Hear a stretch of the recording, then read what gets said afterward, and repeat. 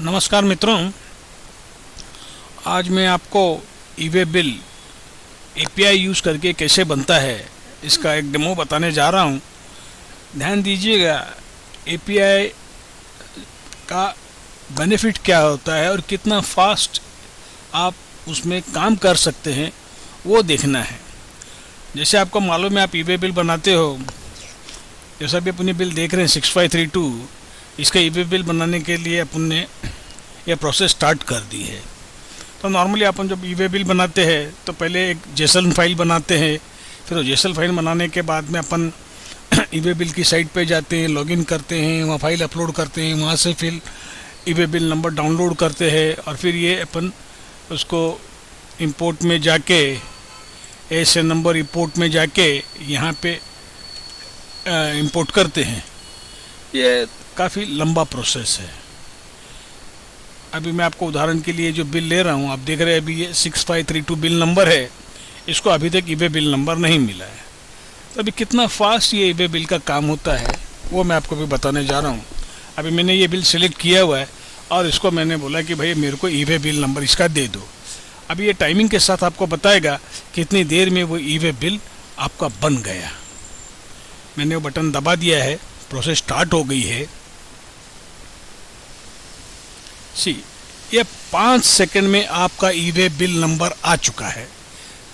Please see, 5 second में आपका e-way bill, एक बिल पर बिल मान लो अगर आप पकड़ो भी, एक्चुअली ये उसे पर बिल 5 सेकंड लगने नहीं, क्योंकि बीच की जो प्रोसेसिंग थी उसको भी टाइम लगा है। यानी कि एक्चुअली ईवे बिल की साइट पे जाके ईवे बिल लेना और वो अपने सिस्टम में फिर से रिकॉर्ड करना, ये पर सेकंड हो जाता है। इनिशियल 4 सेकंड्स बाकी इनिशियल सेटअप के लिए लगते हैं। मतलब अगर आप 10 बिल कर रहे होगे तो इनिशियल सेटअप के लिए 4 सेकंड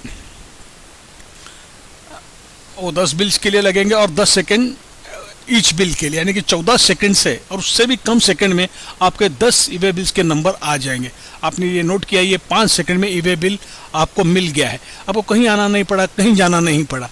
अभी ये सच में आया कि नहीं आया, अभी ये जो अपन ने डेटा यहाँ खींच के रखा था, इसको अगर अपन फिर से प्रीव्यू करेंगे, हाँ,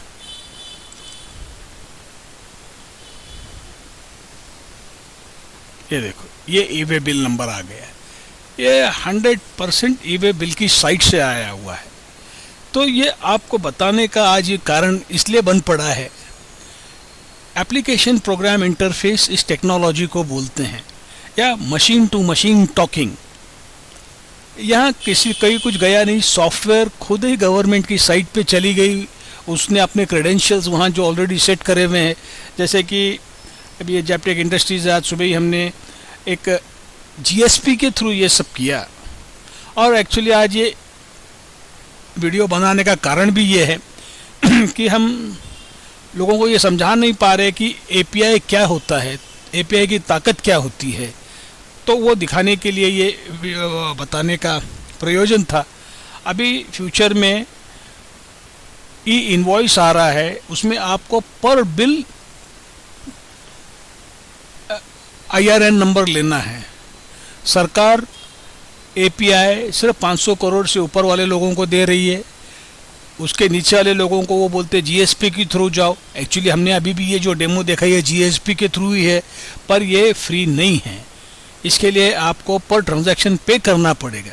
सरकार ने ये एपीआई बनाया है, सरकार को आप सब लोगों ने ऐसा दरखास्त करना है, आपको उधर पीजी पोर्टल पे जाके कंप्लेंट्स करनी है कि ये हम लोगों को ये फ्री मिलना चाहिए। सरकार का पे किया हुआ टैक्स कुछ चुनिंदा लोगों को इस तरह से फ्री नहीं दिया जा सकता। जैसे कि हम लोगों ने कल ही ये अपनी एक कंप्लेंट लॉन्च करी है पीजी पोर्टल पे,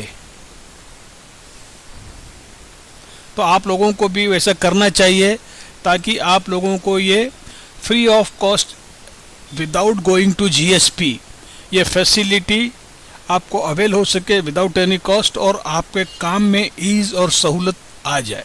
धन्यवाद। अगर आपका कोई प्रश्न है आप मुझे मेल कर सकते हैं, लिख सकते हैं। उसके लिए ये मैं आपको मेरा ईमेल नंबर और ये भी दिखा रहा हूँ। ये मेरा मोबाइल नंबर है,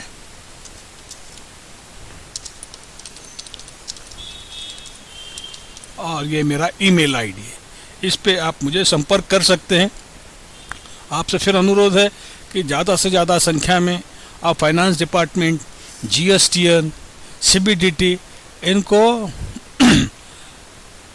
अपने ग्रीवेंसेस रेज करें कि ये जो अन्याय वो टैक्स पेयर के साथ कर रहे हैं, उसमें जो डिस्टिंक्शन कर रहे हैं, 500 करोड़ वालों को फ्री एपीआई देंगे, बाकी लोगों को जीएसपी के थ्रू देंगे। क्यों भाई, हमने क्या घोड़ा मारा है तुम्हारा? हाँ, बाकी आप कुछ समझदार हैं, अपना भला बुरा जानते हैं। धन्यवाद।